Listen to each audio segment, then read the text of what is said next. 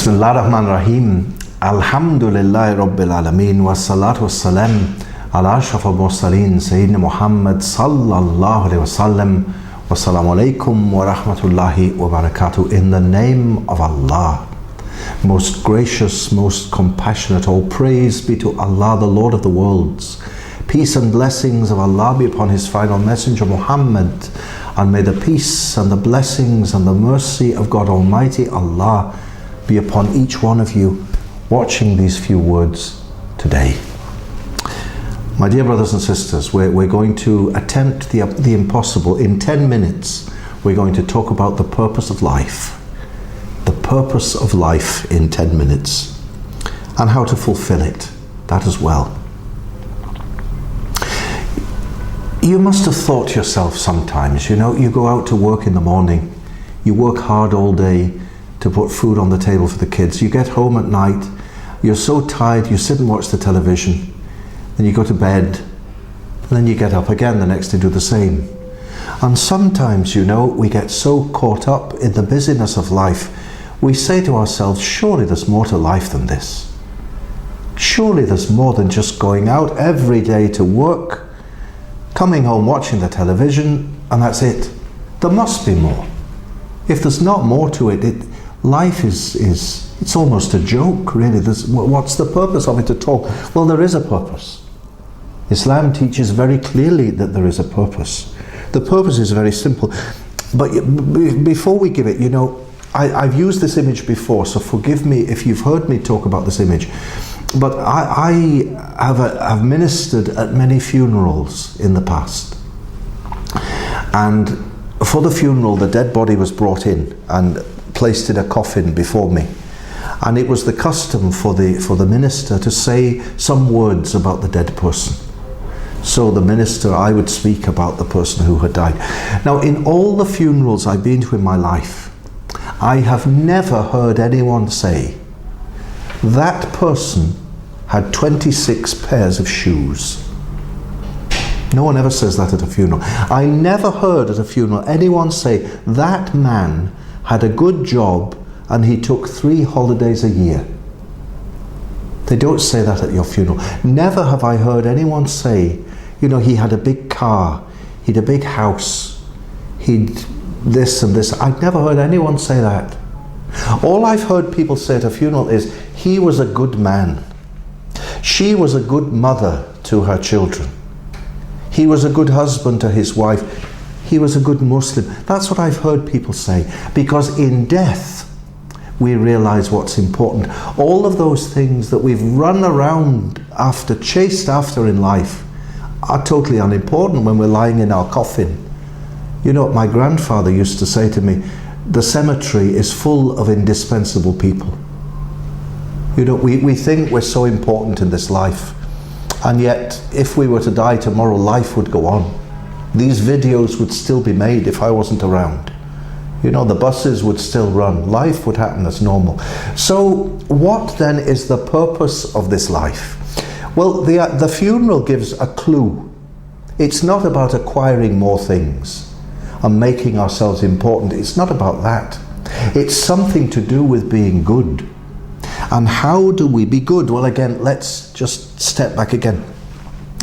As Muslims, we believe that Allah Almighty created everything that there is. He made the heavens and the earth and everything in between. He made all things. We believe as Muslims that Allah is perfect. He lacks nothing. In fact, He is infinite in all His perfections.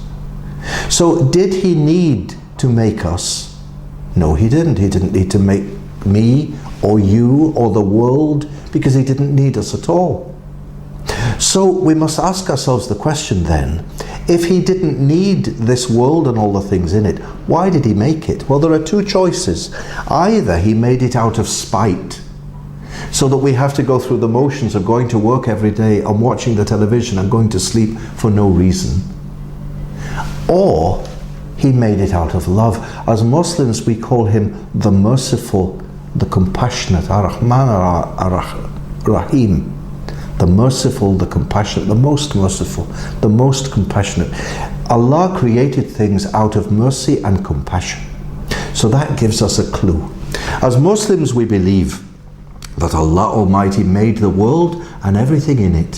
He made me and you for this purpose, that in this world we know Him, love Him, and serve Him, and that we be happy with Him forever in the next. That's what the purpose of life is about. To know, love, and serve Allah in this world, and be happy with Him forever in the next. And working all day, watching the TV, getting a bigger car, going on 3 holidays a year, having more suits, they won't bring us happiness. You know, no matter how many suits we've got, we always want more. How many shoes, we always want more. How many holidays, more. However important we are, we want to be more important, in charge of more people. They don't bring us happiness. In fact, they're like a cancer gnawing away at us. If we try to find fulfillment in ourselves, we are destined to be permanently unfulfilled. We'll never be happy. But we find happiness in life, Islam teaches us, by knowing, loving, and serving Allah, and being happy with Him forever in the next. I lived in Italy for some years, and the Italians have a phrase, tutte le strade portano a Roma. In English we say, all roads lead to Rome. Now the Italians say that because during the time of the Roman Empire, Rome was the hub of a vast network of roads. So roads came from Paris, they came from Spain, they came from Romania, they came from Germany. All roads quite literally led to Rome. Rome was the center of everything. Well, for Muslims, all roads don't lead to Rome. All roads lead to Allah. Everything we do in this life, we must see this world and this life in the context of the next. Everything we do in this world is leading us to Allah. You know, when we being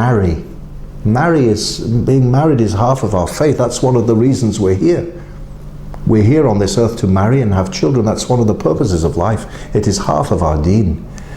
But being married, that leads us to Allah. Study leads us to Allah. In all things that we do, if we do them as men and women of faith, they lead us to Allah Almighty. You know, and in the contrary, when we don't look at Allah, when we don't know, love, and serve Him, it will take us away from Him. So if we want to find happiness, all life must be seen in the context of this life here. Allah Almighty tells us in the Quran what to do. Tells us how to find this happiness, how to find this fulfillment and this contentment. So worship me, He says. So worship me.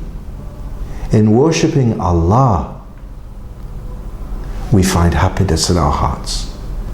And all the other transitory, illusory pleasures that we chase after, like chasing after windmills, like chasing after clouds, we can never hold them.